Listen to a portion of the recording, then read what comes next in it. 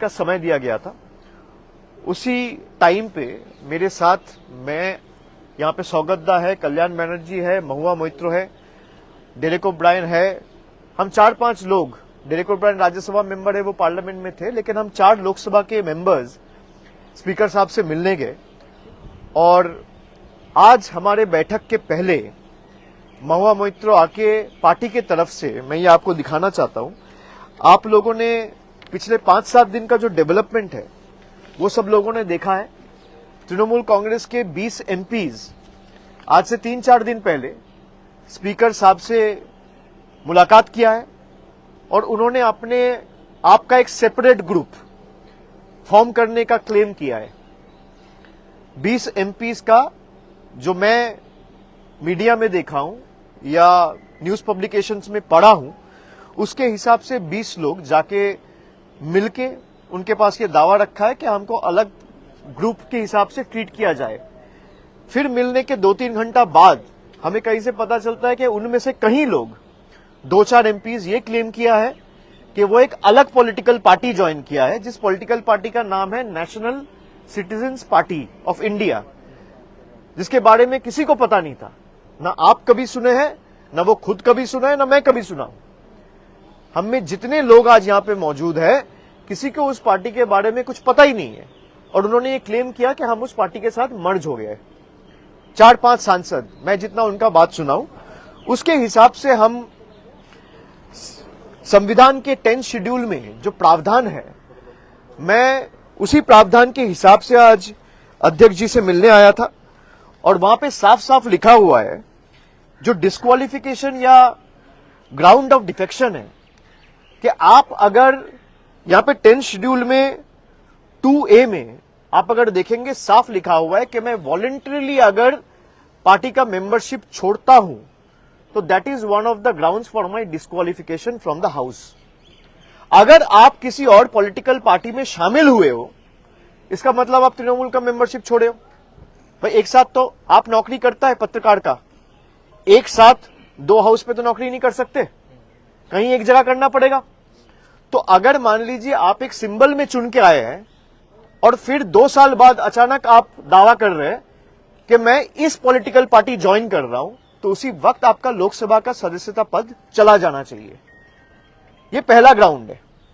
दूसरा जो उनका क्लेम है कि हम तो मर्ज किए हैं, 2/3 है, उसके जो प्रावधान है 10th शेड्यूल, यहां पे 4th नंबर जो पॉइंट है, disqualification on ground of defection not to apply in case of merger. यहां पे साफ लिखा हुआ है मर्जर तभी माना जाएगा जब 2/3 of the political party merges into another political party, not just the legislative party. इसका मतलब अगर दल, पार्टी, ममता बनर्जी पार्टी के जितने भी कमिटी मेंबर्स है उसका 2/3 including the national working committee, the state committee, the frontal committee, पूरा तृणमूल कांग्रेस का जितना भी पदाधिकारी है, उनका 2/3 अगर मर्ज करता है एक पॉलिटिकल पार्टी में, तो उसको मर्जर कहलाया जाता है। अगर 2/3 एमपीज चला जाता है तो that will again lead for their disqualification. Based on that, I as a leader of Lok Sabha of Trinamool Congress, I have submitted 20 different disqualification petitions. मैं एक आपको दिखाता हूं। ऐसे 20 disqualification petitions, मुझे नहीं लगता इंडिविजुअल डिस्क्वालिफिकेशन पिटिशंस पिछले कई साल में सदन में किसी ने फाइल किया है। कुछ कलेक्टिवली फाइल हुआ है।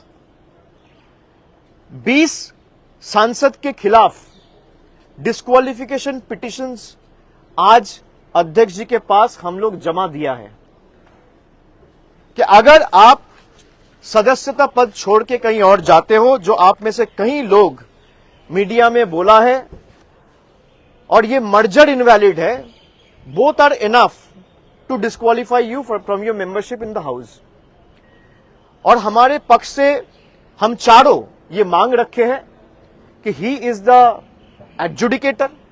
इसका एडजुडिकेशन सारे प्रावधान के हिसाब से जल्द सुप्रीम कोर्ट का भी एक आदेश है जहां पे 3 महीने के अंदर कोई भी मामला या फैसला लेने के लिए स्पीकर को बोला गया है कि 3 महीने के अंदर या 4 महीने के अंदर वो करना पड़ेगा। तो हम लोग ने सारा केस लॉज के जितने भी हमारे पास सुप्रीम कोर्ट के जजमेंट्स थे वो कल्याण दा भी लेके आए थे, और मैं भी अलग से 6-7 जजमेंट उनके सामने उनका टेबल में आज प्लेस किया हूं। जितने भी 10th शेड्यूल लेके जजमेंट है सब इनके खिलाफ है।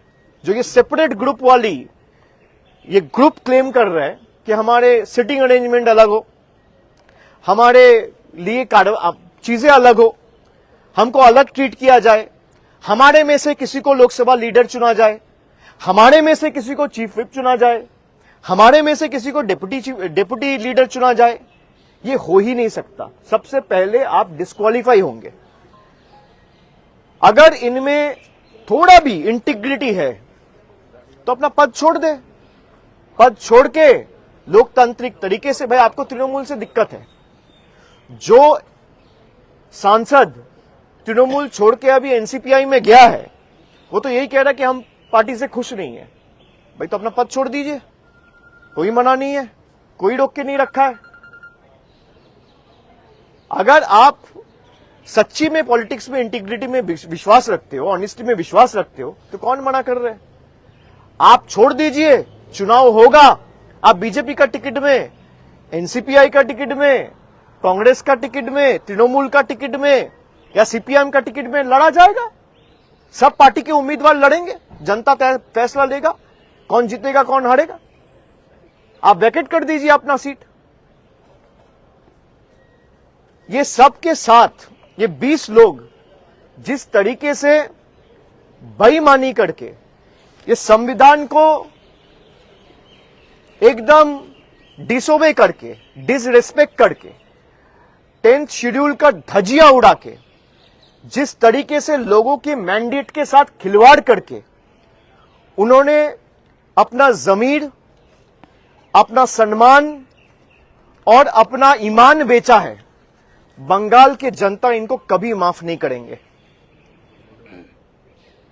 इनके पास कई लोगों को अभी सेंट्रल सिक्योरिटी मिला है।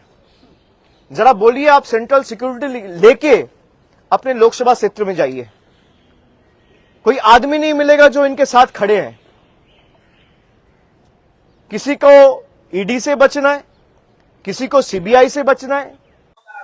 এখন তো দেখুন, যখন কংগ্রেস ছেড়ে মানুষ আমাদের দলের নেতারা তৃণমূলে সামিল হয়েছিল, তখন দিদির দলের নির্দেশে কি স্লোগান ছিল, ওয়ার্ডটা কয়েন্ড হয়েছিল, উন্নয়নের সাথে পালাচ্ছে।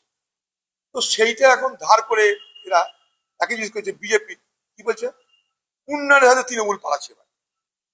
তখন বলতো কংগ্রেস উন্নয়নের সাথে কংগ্রেসের লোকরা পালাচ্ছে, আর কংগ্রেসের লোকরা বক্তব্য রাখতেও তাই।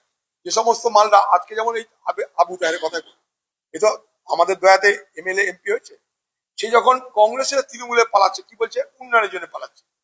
এখন আবার তৃণমূল ছেড়ে বিজেপিতে পালাচ্ছে, এখনো উন্নয়নের জন্য পালাচ্ছে। এখন উন্নয়ন নিজের পকেটের উন্নয়ন, মানুষের উন্নয়ন, সেটা দেখতে হবে। এগুলো হচ্ছে পকেটের উন্নয়নের জন্য।